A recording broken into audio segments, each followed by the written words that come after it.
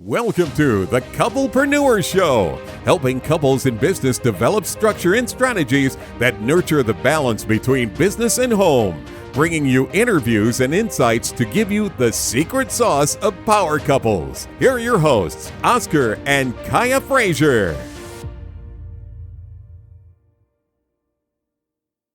Couple-preneurs, entrepreneurs, those that are in business, those thinking about getting into business. If any of these things sound remotely like you, this show is absolutely for you. Now, normally I would want to give a whole bunch of background and scenarios about this topic, but I think everyone that listens to our show can relate to a certain amount of things. And that is, how do we improve our relationships with people? How do we become better leaders? And how do we foster a culture that encompasses empathy and passion and growth? And I think today we're going to be able to cover a lot of those topics. So I'm super excited in that regard. Before I do that, let me turn it over to Kai because she's winking over here at me, telling me that I need to hurry up and go on over to the sponsors. So go right ahead. Okay, so our sponsors today, Carolina Runners. They're a family-owned and operated trucking company. And for those of you out there that are owner-operators that are looking for an authority, please give them a call, check them out. You can find them at carolina-runners.com. And then we also have Talk Shirt to Me. I am addicted to slogan shirts. I think sometimes slogans can say things that you want them to say on your shirt without you having to say it. And it's a quick and easy way to break the energy in a room and etc. So I have become a customer of a company called Talk Shirt to Me. They are one of our sponsors, but I was like, let me go out here and check them out. And so I've gotten me a couple of these shirts and they are great. The quality is great. So check them out. They are talkshirttome.com. That's their website. Go out there, check out their slogans, get you a nice t-shirt. It's definitely worth it. Wow. It's pretty good right there. Yeah. Pretty solid. And I'd have to agree that you do. Did you really say you only had one of those shirts? Or? No. I never I was said the going to number. say, you bought quite a few of them. So, yeah, if they can send us a couple of checks back over this way, that'd be great as well. But nonetheless, interesting story. Take a ride with me if you can here. Let's visualize for a second as entrepreneurs. The first time you had your idea, right? You wrote it down on a piece of paper. You thought about what it is that you want to do when you quote unquote grow up. Then over time, you start to write things more. You're starting to build out your framework. And then you realize when you open your doors that none of that stuff really mattered because now you have to have an ebb and flow to adjust and to adapt to your consumer base. Over time, some folks it may be a couple months, some folks it's a couple years, but eventually you look up and you say, holy smokes, I've got a real business that's running. Mm-hmm. Then shortly thereafter, you start thinking about how do you scale the business and how do you become an enterprise, right? To where now you've got, stations or offices, either internationally or nationally. And you start to think to yourself, wow, when you look back at that, you're asking yourself, how did I get here, right? I think you have a couple of entrepreneurs every once in a while that may say, I literally wrote out my entire business plan. I followed it step by step and I was able to be successful. I don't know that there's a lot of those kind of people though. Most of us have, stepped out, we've made a 1,000 mistakes, and then you look up and you're like, holy smokes, I'm successful. And then you start thinking about scalability, right? Today, I'm really, really excited about a gentleman that we have on our call today, primarily because he's done just that. He was able to scale his business from, a startup up to an enterprise level. And the name of his company is Jet Dental. So without further ado, let me introduce to all of you, Mr. Jordan Smith. Jordan, how's it going today? Great. Thanks so much for having me on today. Great. We're excited to have you. So Kai and I over here smiling ear to ear because we're looking at some of the different topic areas and just your background, And so when it comes to entrepreneurship and scaling, what was that journey like for you with Jet Dental? Yeah, so at Jet Dental, we're a pop-up dental clinic for workplaces. So we go set up a little pop-up clinic in a spare conference room or training room, and employees get their dental work done while they're in the office. So rather than having to drive and go sit in a waiting room and at a normal brick and mortar store, we just bring it right to them and make it convenient for them. So My father is an entrepreneur and serial entrepreneur, and I'd always wanted to start my own business. And so we decided to partner up and try to find a business to start. And we looked at different options of businesses we could maybe buy and then try to grow them. And in that process, we kind of had the idea to do mobile dentistry. And we'd heard of folks who were doing it for nursing homes and assisted living facilities. And we thought, well, I wonder if you could do that with private insurance and for businesses. So we partnered with a dentist, we got some equipment, and we approached some friends we knew that owned large companies and had a lot of employees and said, hey, do you think this would be interesting to you? And they said yes, and we tried it out, and then we just grew it from there. And I like what you said. You know, we didn't have a full-blown business plan. We had an idea of an opportunity and something that we thought that customers would like, but we just were definitely a lean startup, right? Just let's go figure it out. Let's go test it. Let's go see what customers like, and we'll pivot and iterate from there. And made mistakes, but we've been able to grow, and we serve over 700 businesses across the country now, and we're growing steadily month over month now, which is great. And so yeah, that's a little bit about my story. I think nothing real crazy. Just we wanted to find an opportunity and went and found one and started it. Yeah, I totally hear you there. And one point that you're making around agility, right? The fact that you saw an opportunity and then you had to just adjust.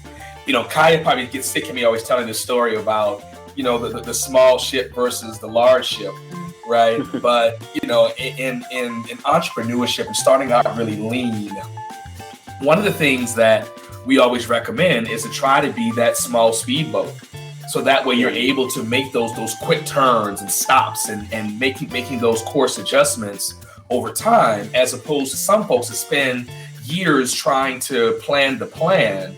And then once it's actually launched, you're now a mammoth. You are a cruise ship, and as we all know, if you try to jerk a cruise ship a hard left or a hard right, things may not go as planned for all the people on that summer, on that large ship, on the cruise ship.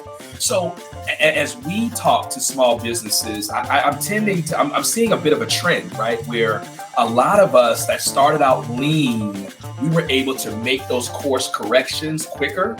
And then by the time you really start to get into I'm going to use the word jam, when you're really starting to I've got a flow here now. That's when you can say, look, I was able to make those changes over the last X number of years, and I didn't have to, it wasn't a major impact to my consumer base or to my employees. And now we're here, we've arrived, right?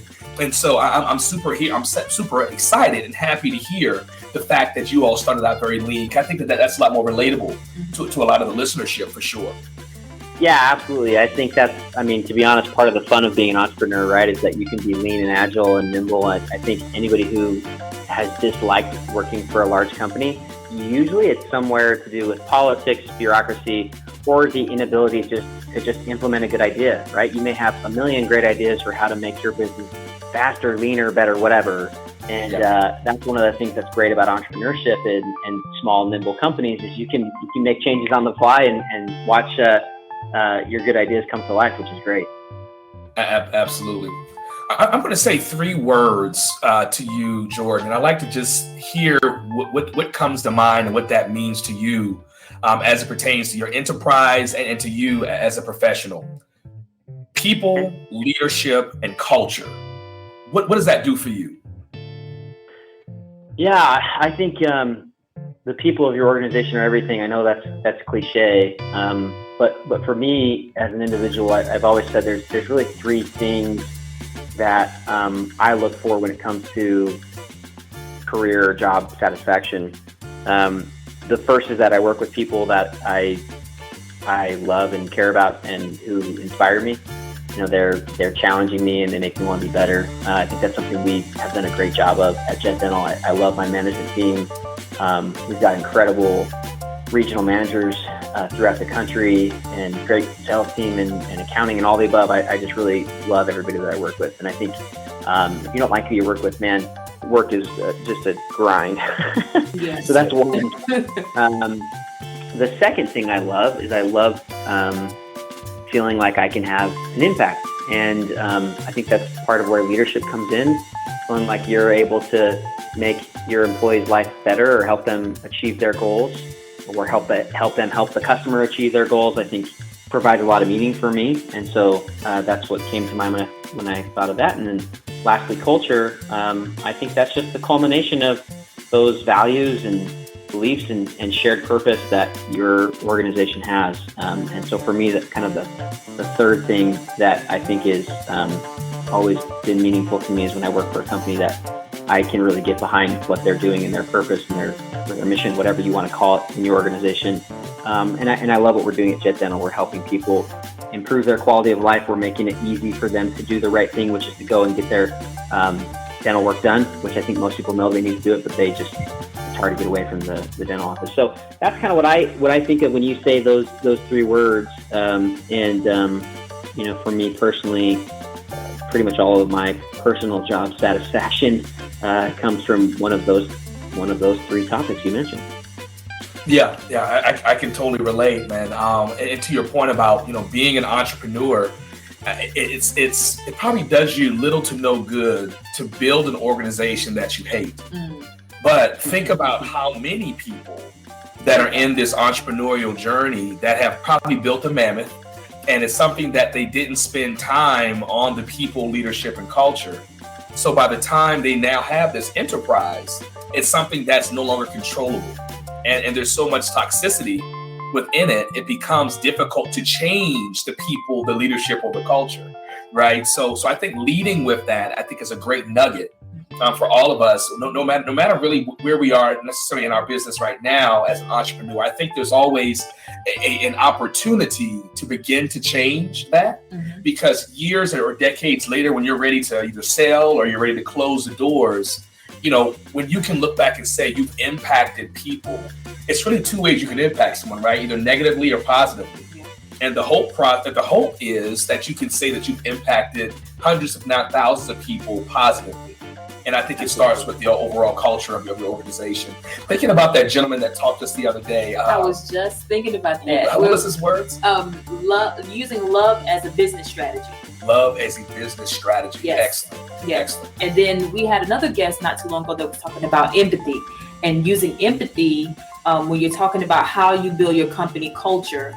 And in that case, it creates inclusion, right? Not necessarily. I know a lot of people use the word diversity as I'm creating this great company of diversity, but it's more so I'm creating a company of inclusion where that really fuels the diversity of your company and your culture. Absolutely. So I think that business model is starting to spread more, because we're looking more at, we want to enjoy what we're doing. We want to enjoy life. And we don't want to build companies or work for companies that we don't really want to, you get up and you dread going to work every day. Not to mention, and Jordan, this may be a great, I'd love to hear your perspective on this, but 2020 changed the way we see life, hasn't it? Yes. Right. I think with the pandemic of the magnitude that I'm going to use was and is, I think we all have a different perspective now on life and trying to enjoy the things that that you've got while you have it, because now you really can't take anything for granted. And so I know that over the last, I guess what's it been, 16 to 18 months, people have dealt with all levels of hardships. People have dealt with losing loved ones, losing coworkers, financially being impacted, and those sorts of things. And what was that like, or what is that like for you, Jordan, as it pertains to some of the hardships that I think we've all been through? But I'd love to hear if there's any of that stuff that's been an impact to you or your organization. Yeah, absolutely. I mean, at Jet Dental, we rely on employees being in the office in order to serve them, right? So when COVID hit, most of the states put on a ban for preventive dental care, right? You could only do emergencies, and the vast majority of what we do is preventive care and basic cavity fillings. And so our revenue, we were kind of right on the middle of our hockey stick growth, phase, and COVID hit, and it was like, you know, the whole world shut down. Everybody experienced this to some degree, but our revenue literally dropped from a really healthy, growing, sustainable number to zero overnight, right? And you know, fortunately, we had taken on our first round of outside money and investors in December of 2019, so that was good timing from a tax perspective. But suddenly we had all these employees all across the country, and we didn't have work for them. And, you know, unfortunately, we did have to furlough, you know, certain groups. But we definitely identified, for instance, like our regional managers, our we call them office managers, but basically our general managers for each area. And we just said, hey, we're going to commit to you. And that looks different for each individual. But we found ways to keep them on board, and those who have stayed with us during that difficult time, I feel like it's helped us grow stronger as an organization. You know, one of the benefits of COVID is I think it forced us to be maybe more transparent than we have been in the past. Not that we were trying to hide anything, but we just got really honest, open dialogue with our teammates, and we've kept that habit, and that served us well. Since, you know, we're still going through it, but as we've been growing out of the pandemic, and we've been able to turn around nicely when a lot of our competitors, you know, unfortunately, went out of business. And so I think we've grown stronger. I think anytime, there's a million, you know, analogies for this, but anytime you go through something difficult, if you're able to get through it, it makes you stronger. And I feel like as a team, we've grown closer. And you know, one of the, I think, fun things about the pandemic, that's maybe a weird way of saying it, I don't know if it's fun, but one positive side effect of all these difficulties is I do think that we've all built empathy for one another. We all have an increased empathy for one another. There's something kind of magical about being on a Zoom call and you see someone's child hop up on their lap. You know, that just changes your perspective and the dialogue a little bit. And I think that's one thing that's been really powerful for me during the pandemic is, you know, our customers and our clients and our employees. I feel like we've gotten to know them on a deeper level. And it certainly helped us grow closer to one another. When you kind of tackle those challenges together as a team, I think it makes it a lot more rewarding. So, you know, that's what COVID has looked like for our organization, and we're fortunate to be growing again out of it. And you know, I don't know if I was given the choice, I probably wouldn't want to go through it again. But certainly, you know, as challenges come, and they always come, when you have resilient people, and one of our values as a company is relentless. That's the word we use. Relentless people. You know, that those challenges can really make you stronger, and you come out of it on the other side as a better organization. Yeah. You know, I know one of the things that, because on the side of our organization, on the consulting side, and we're in the global crisis management space, and one of the things that we talk about as a result of the pandemic is the fact that, you know, gaining trust is no longer enough, right? So before, you could kind of walk into a room and, you know, say a few credentials and gain instant validity. But now, to your point, having to meet someone over Zoom or having to meet someone, I think it starts to almost humanize people a little bit more too, because when you see that child hop up on, you know, the person you're talking to's lap, or you see something in the background that just shows that this person is human. Mm-hmm. I think that adds an additional layer of empathy that, wow, they're going through the same thing that I am, you know, and we're all just trying to figure out ways to make it. So I'm so happy to hear that, you know, your organization was able to bounce back, because to your point, I know some folks have not been fortunate to do that. And we don't know what tomorrow may bring as it pertains to, you know, where things are headed. But what I do know is that I think keeping like that the people, leadership, and culture, I think at the head of your business model, I think is going to continue to pay dividends in the long run for Jet Dental and for other companies that have the same sort of mindset. Yeah, absolutely. I agree 100%. Yeah. So as we wrap up here, when it comes to companies that may be looking to take services similar to what you're off, or to get a Jet Dental, you know, at their office, what would be that process? I know they could probably go out to jetdental.com, but what would be their first steps, and what could they anticipate? Yeah, great question. So Jet Dental is no cost to your organization. We just bill the dental insurance that you already offer your employees. So we're a network with all the major dental insurance carriers. So it's a great way for you to help the employees use the benefits that they already have. I think a lot of people, most organizations we work with offer incredible benefits, but they have poor utilization on the dental side. People don't have time to get away from work and get their preventive cleanings done. And of course, preventive care prevents a lot of other issues down the road. So to get started, yeah, it's as simple as you can contact us through jetdental.com. You can chat with one of our agents. You can email us. Sales@jetdental.com is a great way to get a quick response, or give us a call. But it's as simple as having a call with one of our representatives. We find a date that suits you, and then we explain the process. So it's really pretty simple. All you really have to do is reserve a room, and then we'll make it happen. It's great. I love the simplicity of that. That is, like, we're looking at each other like, wow.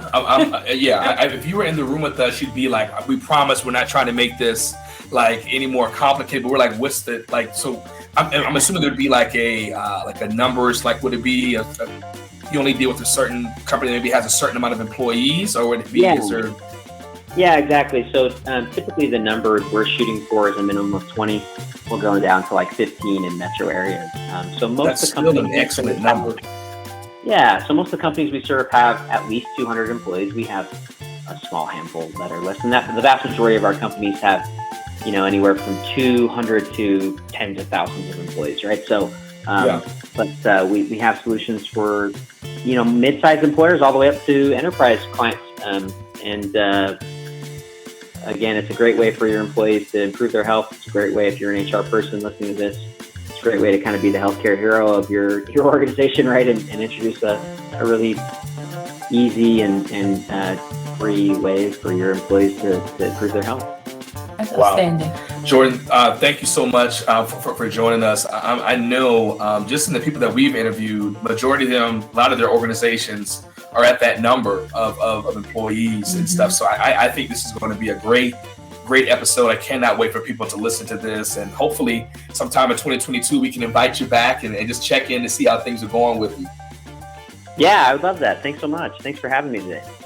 Good stuff. And Jordan, thank you again. Take care. All right. Bye-bye. Yes, sir.